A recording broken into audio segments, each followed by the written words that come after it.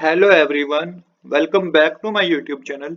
आज हम करेंगे क्लास 11th की अकाउंटेंसी का चैप्टर 6 जिसका नाम है अकाउंटिंग इक्वेशन की इलस्ट्रेशन नंबर 4। इलस्ट्रेशन नंबर 4 मैंने ऑलरेडी नोट कर रखी है। इस इलस्ट्रेशन में टोटल 9 ट्रांजैक्शन है जिसकी आपको अकाउंटिंग इक्वेशन करनी है। चलिए अब अकाउंटिंग इक्वेशन का फॉर्मेट समझ लेते हैं। तो इस तरीके का फॉर्मेट होगा अकाउंटिंग इक्वेशन का। Serial number, transaction, asset, equal का साइन मेंशन करके आप लायबिलिटी प्लस कैपिटल लिखेंगे। एसेट में सब आप एसेट्स के नाम लिखेंगे, लायबिलिटी में क्रेडिटर लिखेंगे और कैपिटल तो कैपिटल होता ही है। अब आपको पहली ट्रांजैक्शन जो गिवन है वो है started business with cash rupees 1,20,000। तो 1,20,000 से बिजनेस स्टार्ट किया गया है। इम्पैक्ट इसका दो जगह होगा, एक तो कैश में 1,20,000 जाएगा, दूसरा कैपिटल में 1,20,000 जाएगा।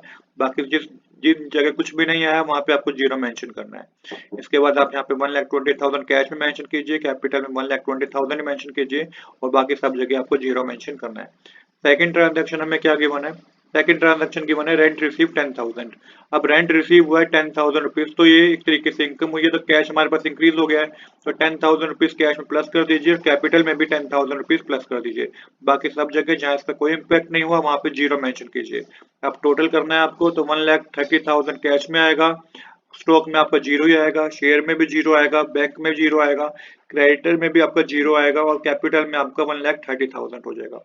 इसके बाद नेक्स्ट हमें क्या गिवन है? नेक्स्ट हमें थर्ड पॉइंट में गिवन है third transaction invested in share. तो शेयर में इन्वेस्ट करा है तो एक तरीके से कैश कम हो जाएगा हमारे पास और शेयर इंक्रीज हो जाएंगे। तो यहाँ पे 50,000 माइनस कीजिएगा कैश में से और शेयर में 50,000 प्लस कीजिएगा और जहाँ कोई इम्पैक्ट नहीं हुआ वहां पे आप जीरो मेंशन कीजिएगा। इसके बाद फिर टोटल करना है आपको, तो टोटल करके कैश में 80,000 आएगा, स्टॉक में जीरो आएगा, शेयर में 50,000 आएगा, बैंक में भी जीरो आएगा, क्रेडिटर में जीरो आएगा, कैपिटल में आपको 1,30,000 आएगा। फोर्थ ट्रांजैक्शन में हमें गिवन है रिसीव डिविडेंड। अब डिविडेंड रिसीव्ड हुआ है तो इसका इम्पैक्ट दो जगह होगा।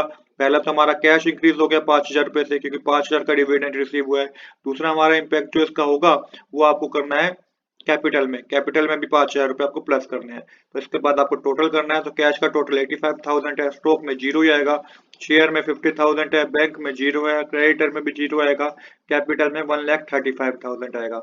इसके बाद नेक्स्ट ट्रांजेक्शन जो हमें गिवन है फिफ्थ ट्रांजैक्शन में गिवन है purchase goods on credit rupees 35,000।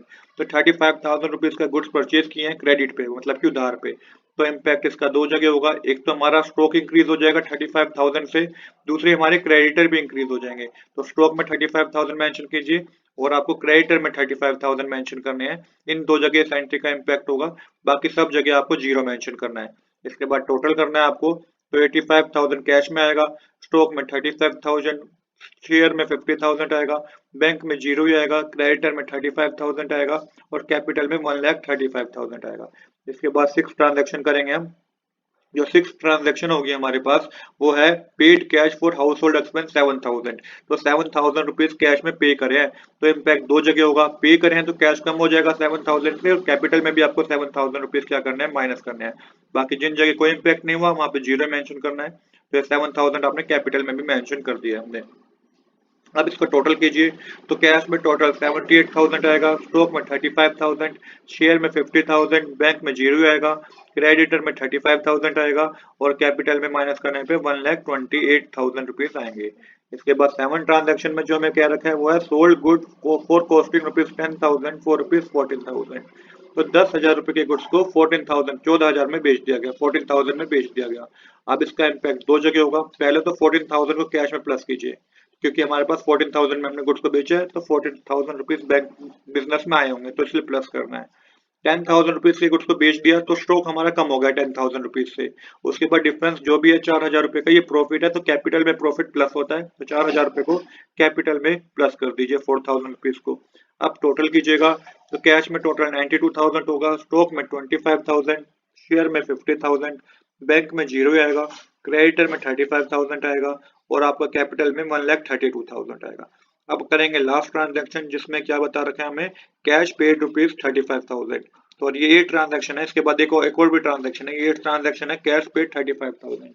तो दो जगह इम्पैक्ट होगा, एक तो 35,000 हमारा कैश में से कम हो जाएगा, दूसरा क्रेडिटर में भी हमारे 35,000 रुपीज कम हो जाएंगे, क्योंकि हमें देने थे पहले 35,000 जो कि हमने अब दिए हैं, तो ये 35,000 क्रेडिटर में से भी कम हो जाएंगे। अब टोटल कीजिएगा, तो आपका कैश में टोटल आएगा 57,000, स्टॉक में 25,000 आएगा, शेयर में 50,000 आएगा, बैंक में 0 आएगा, क्रेडिटर में भी आपका 0 आएगा क्योंकि माइनस हो गया है, और कैपिटल में 1,32,000 आएगा। अब करेंगे हम लास्ट ट्रांजेक्शन जो कि है डिपॉजिट इनटू बैंक ₹20,000। तो 20,000 रुपीज को बैंक में डिपॉजिट कर दिया गया, तो कैश हमारा 20,000 से कम हो जाएगा और कैपिटल और बैंक में हमारा 20,000 इंक्रीज हो जाएगा। तो बैंक में आपको 20,000 मेंशन करना है, बाकी सब जगह आपको 0 मेंशन करना है। तो इस एंट्री का इम्पैक्ट भी दो जगह होगा। तो एक तो हमने कैश में से 20,000 माइनस कर दिया, दूसरा हमने बैंक में 20,000 शो कर दिया। अब टोटल कीजिए तो कैश का टोटल 37,000 आएगा, स्टॉक में आपका 25,000 आएगा, शेयर में 50,000 आएगा, बैंक में आपका 20,000 आएगा और क्रेडिटर में आपका 0 ही आएगा। इसके बाद अपना कैपिटल में आपका 1,32,000 आएगा। तो इस तरीके से आपका टोटल हो जाएगा। तो यही हमें इस क्वेश्चन में करना था। अब यहाँ पे एक और चीज करके देखिएगा कि आपकी asset side liability plus capital के इक्वल होने चाहिए, मतलब कि 37,000, 25,000, 50,000 और 20,000 को प्लस करके ये हमारी क्रेडिटर और कैपिटल के इक्वल होने चाहिए। तो हमारे केस में इक्वल है, 1,32,000 एसेट है और 1,32,000 की हमारी लायबिलिटी है। तो इस केस में हमारा क्वेश्चन एकदम सही है। आज के लिए इतना ही। I hope you like this video. If you like this video please do subscribe this channel. Thanks for watching.